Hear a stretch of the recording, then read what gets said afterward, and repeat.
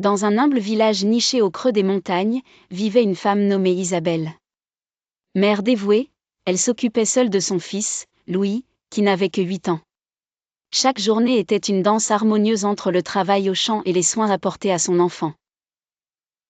Isabelle croyait fermement qu'un amour authentique et inconditionnel avait le pouvoir de transcender toutes les épreuves.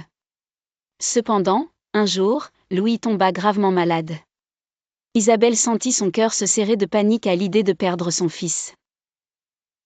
Les médecins du village avaient tenté tous les remèdes possibles mais rien ne semblait fonctionner.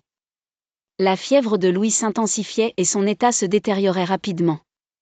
Ne voulant pas se résigner à cette situation, Isabelle prit une décision courageuse. Elle avait entendu des histoires sur une guérisseuse vivant au-delà des montagnes, connaissant les secrets de la nature. Un matin brumeux, Isabelle enveloppa Louis dans une couverture chaude, le sanglot encore coincé dans la gorge, et se mit en route. Le voyage à travers les montagnes était long et périlleux, mais l'amour maternel d'Isabelle nourrissait sa détermination.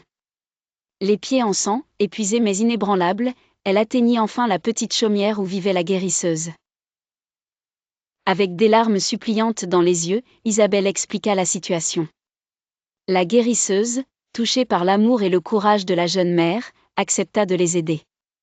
Avec des herbes mystérieuses et des gestes ancestraux, elle prépara un remède pour Louis.